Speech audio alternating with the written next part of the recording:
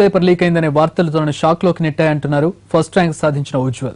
అడ్మిషన్ల ప్రక్రియ ఇప్పటికే చాలా ఆలస్యమైంది. లీక్ వివాదంతో మరింత ఆలస్యం అవుతుందేమోననే ఆందోళన వ్యక్తం చేస్తున్నాడు అతను.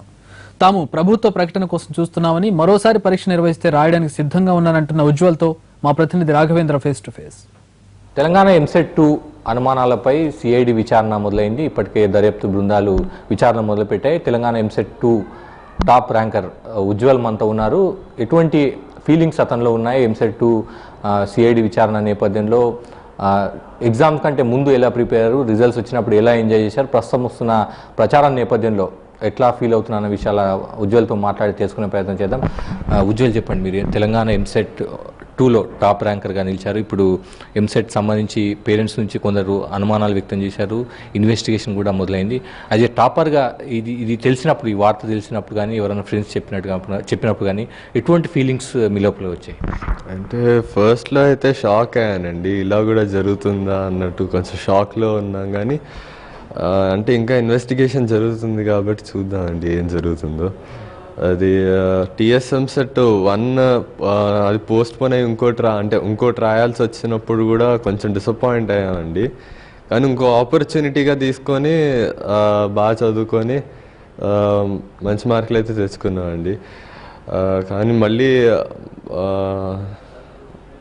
ఇలాంటివన్నీ వింటుంటే కొంచెం డిసప్పాయింటింగ్గా ఉందండి.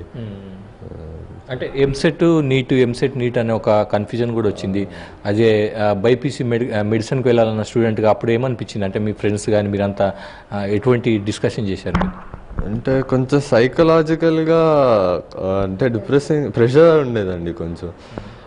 ఫస్ట్ అంటే ఏపీ ఎంసెట్ ముందర రోజు తెలిసిందండి ఇలా నీట్ కండక్ట్ చేస్తారు, ఇంకా ఎంసెట్ ఉండదు అని. కానీ దాని తర్వాత అన్నీ పోస్ట్పోన్ అయ్యి ఇంకో ఎంసెట్ రాయాల్సి వస్తుందని ఫైనల్గా వచ్చిన తర్వాత దానికోసం ఇంకా ప్రిపేర్ అయ్యామండి. కానీ ఇప్పుడు అంతా వచ్చేసి రిజల్ట్స్ వచ్చేసిన తర్వాత మళ్ళీ ఇలాంటివి వినడం కొంచెం డిసప్పాయింటింగ్గానే ఉందండి. షాక్లో ఉన్నాం ప్రస్తుతానికి. ఓకే, అంటే ఎట్లా ఉంది మీ అంటే 10th కానీ ఇంటర్ కానివ్వండి, ఇప్పుడు 3 ఎంసెట్ రాసినప్పుడు ర్యాంక్స్ ఎట్లా వచ్చాయి మీకు? అంటే 10th 9.8 వచ్చిందండి జీపీఏ, ఇంటర్లో 986 వచ్చాయి, ఏపీ ఎంసెట్లో 28th వచ్చింది ర్యాంక్, టీఎస్ ఎంసెట్-1లో 8th వచ్చింది, ఎంసెట్-2లో ఫస్ట్ ర్యాంక్ వచ్చిందండి. ఒక వాదన ఉంది, మళ్ళీ ఎంసెట్ నిర్వహిస్తారా అనే ఒక వాదన కూడా ఉంది. దానికి మీరు రెడీగా ఉన్నారా? మళ్ళీ ఎంసెట్ రాయడానికి, ప్రిపేర్ కావడానికి, మళ్ళీ రాయడానికి? ఆ సిచ్యువేషన్ రాకపోతే బాగుండండి, కానీ వస్తే రాయడానికి అయితే రెడీ అండి.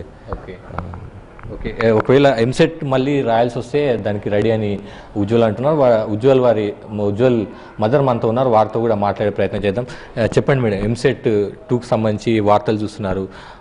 ఉజ్వల్ మదర్గా మీరు ఎటువంటి ఫీలింగ్స్ ఎక్స్ప్రెస్ చేస్తారు?